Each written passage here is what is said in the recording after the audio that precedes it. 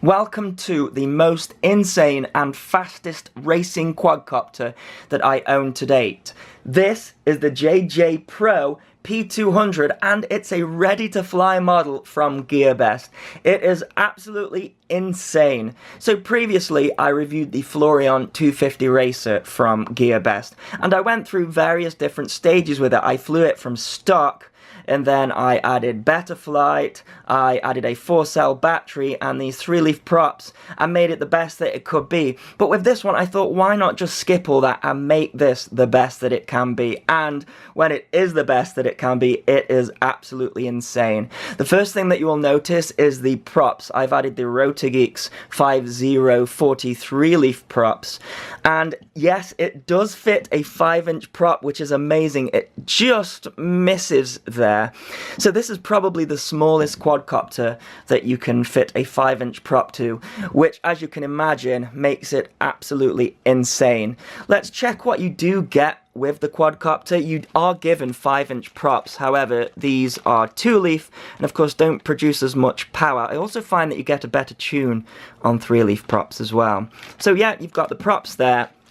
You're also given this bind plug.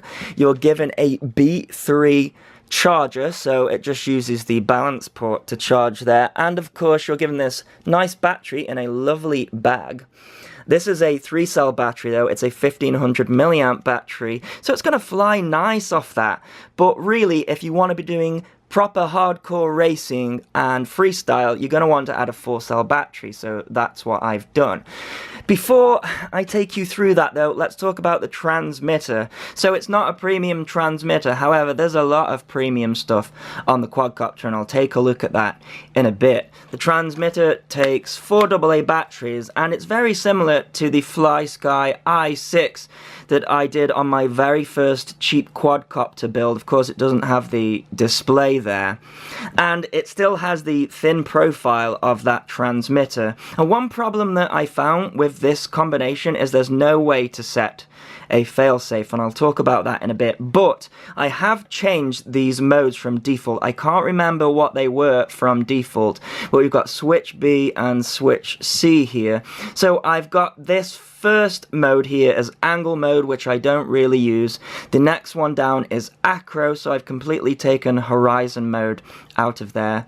And then this one down here is the beeper. So this has a buzzer or beeper, whatever you want to call it, built into it, which I'm becoming a big fan of rather than an on-screen display. So there's no on-screen display here. However, if you lose your model in long grass, you can put that lever down there and it'll start beeping.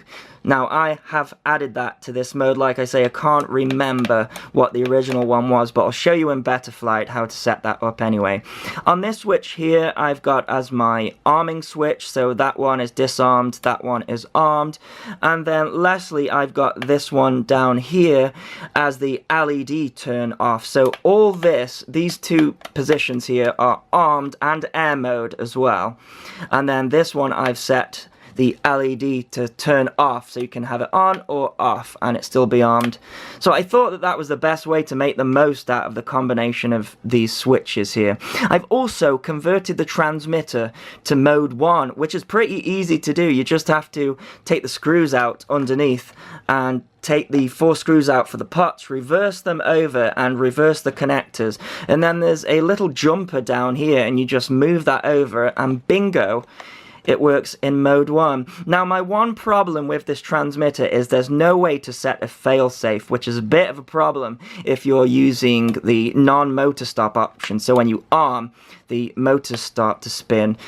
But if you turn the transmitter off, it will go to idle, but the motors won't stop because you can't set the failsafe to have that switch in that back position. So for complete safety, you're best off having the motors not spin on startup. But I don't like that. I like to be able to have full control when I'm on low throttle. So I've kind of taken a risk there, and I'm hoping that the control will reconnect to it if I have a fail-safe situation. Otherwise the motors will just spin and probably burn up. So that's the transmitter. Oh, I should mention the range on this transmitter is about 600 meters. It's the same with all the FlySky transmitters, which is ample for flying this thing. However, if you have one of the i6s already, you want to bind that to it, and then you can set up the failsafe, etc. Or put your own receiver in, whatever. So let's talk about the quadcopter, because that is where the money has been spent, and it's been spent very well. Now, this is called the JJPRO P200, but really it's just a bunch of components that have been thrown together to make a ready-to-fly quadcopter at a really cheap price. You see, the frame is not the JJPRO P200 at all. It is the Nighthawk 200 size frame. It's like an X frame. So if you're looking for replacement parts, don't search for JJPRO. Just get the Nighthawk frame. And there is a reason why I have got a spare one of these frames, and I'll talk to you about that in a bit. So the motors, now these are the most important thing really. I suppose the motors and the ESCs. These are the Emax 2205 red bottoms, and they are absolutely insane. I'm instantly sold on these. In fact, this thing has got so much power, it completely ruins my alien frame with the Luminaire motors. I mean, it is just so much quicker, I guess, because it's smaller, it's lighter, more nimble. So yeah, this one's quicker. So yeah, we also have, I think it is a NAS 32 board on board there, and we've got 20 amp ESCs as well. We've got these motor protectors under here, and I wasn't sure about them, but I think they do work because I've had a crazy crash with this, and I'll talk about that in a bit. The only problem with it is you can't really grab hold of the motor there to tighten these nuts up. So that's a bit of a problem. I use just a rag there because also these motors are really sharp and they can cut into your fingers and stuff. So yeah, watch out for that. Now, I think some of you will be watching this and thinking, is this a good quadcopter for a beginner? And I would say, in its stock form, maybe, but my personal opinion is absolutely not. And why is that? Well, this setup here is just crazy. It even was testing my skills. And the other reason I would say as well is it's not very well balanced. Can you see there? The battery fits underneath, and this is the Dinogy battery, by the way, 4-cell 1300. And when you plonk it on the ground there, it sort of just rocks about. And you have to be really careful how you take off and land this. It's very easy to break a prop. And you get given this antenna on the back here, and it's quite good. I was having no problems there. So, of course, that's the other thing with this quadcopter. You aren't given any method of viewing the FPV feed. You're not given a monitor or anything. So I'm using my Fat Shark Dominator V2 goggles here with the Ionway antenna. And this combination works fine, by the way. I wasn't sure whether this was left or right hand polarized, but I'm guessing it's right because I had no range issues or anything like that. So I have made another couple of modifications here. The first one is this here. This is a cable tie.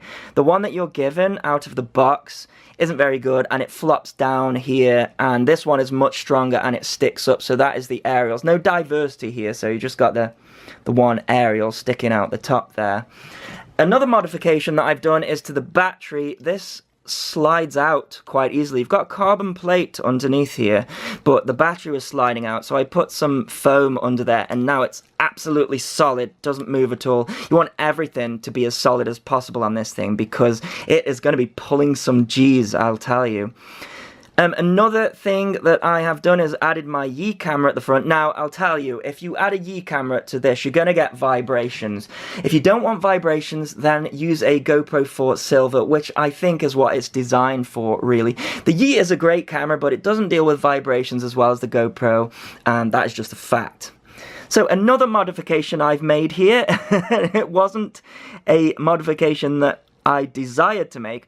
You can see here that there is a bend in this top plate, and this is completely my fault. What I did was I was setting everything up in Betaflight, and I set the minimum throttle to too low, and there's just so much power with this. Even just like a couple of clicks up on the throttle will send it insanely into the sky, and I set the throttle too high, and when I armed the quad, it took off, and I panicked, and I couldn't figure out how to bring it down, so what I did was I just flipped it over, and it landed, bang, straight on the top there, at full pelt, and somehow it kept together. You can see there that these two posts are bent here quite badly, and the carbon bent, and it also broke as well, so I used some epoxy glue to get that back in.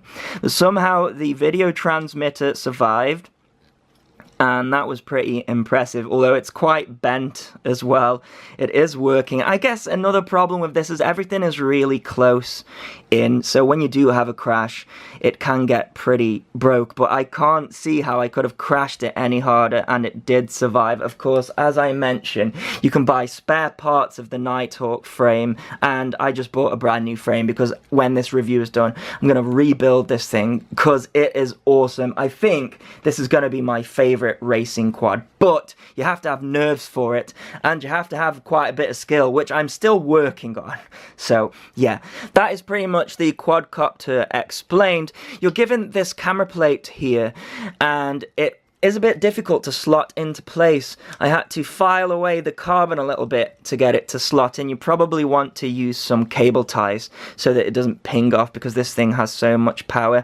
I guess another problem that I have with it is because everything is so tight, you are limited to a sort of, I would say about 25-degree camera angle. Of course, it does go crazy to the extreme. I've just sort of wedged mine in here because I like to fly at about 25 degrees or so. This is about 30, and it is a little bit too much for my taste. And of course, this here as well, this camera angle is absolutely crazy. And this is the lowest that it will go. So you can imagine how quick this thing is. You can adjust it to make it tilt even more by using an Allen key there, and it pushes it down. But yeah, that was my one complaint with it, I guess, is the camera angle. I could probably move some stuff around, but out of the box, the camera angle is crazy. And as you'll see from the initial flight that I did, I was really struggling to get used to that insane camera angle. You have to fly the quadcopter differently. You have to input rudder differently. But all in all, this is awesome, and I do recommend it. It's great if you are into racing and building your own, but actually you just want to get one out of the box. It doesn't take you long to set up. So the next thing to look at is Betaflight. So let's go to the computer and see what I changed there. Okay, so here we are in the Betaflight configurator. I'm not going to go through and explain how to install the firmware. Go and check out the Florian videos that I did, and it shows you how to do that. So I'm just going to show you what I have changed. So if we just go into this first setting here, you've only got one UART for the guys that are interested in that, but it doesn't really matter. I'm not using any of them anyway. Go into configuration. And I've got the motor stop turned off here, and we've got 1-shot 125 selected. Battery voltage needs to be selected, and I have got the minimum cell voltage at 3.3, max at 4.3. The warning comes on at 3.5, so that's when the beeper will start to go on board. And the voltage scale, I don't really need to explain, but it's at the standard 110. So the receiver is in PPM mode, and we have Spectrum 1024 selected down there. And then down here, I've got the failsafe selected and the LED strip because there's an LED on here as well. So if we just go into the failsafe here, I've only got the one stage turned on, so I've got stage 2 turned off where it does the drop and land thing. I don't really like that. Let's go into the PIDs here, and I'm using the integer option up there, and these are the PIDs that I'm using. They seem to work really well. It seems really locked in there, and so you can copy that if you like. Under receiver, now be aware of this, the receiver only boots up when the battery to the quad is plugged in, so you're going to want to remove your props when doing this. But yeah, it's set to the AETR, and you can see there, got all my throttle set up and stuff. Next, let's go into the mode tab, because I think this is what a lot of people are going to be interested in, how I've got it set up. So we've got switch B, which is auxiliary 1, and switch C, which is auxiliary 2. So I've got the first position set to arm, and also the second position set to arm. And that is on switch C, and I'll show you why this is all this range here in a bit. So we got angle mode here set up on switch B, and then that becomes acro mode. So to get it into acro mode, you actually have nothing selected to get full acro. And then down here we've got beeper. I've got it set to auxiliary 1, and so when switch B is in the fully down position, the thing starts to beep, which I think is really handy if you're flying and it's lost in long grass or something.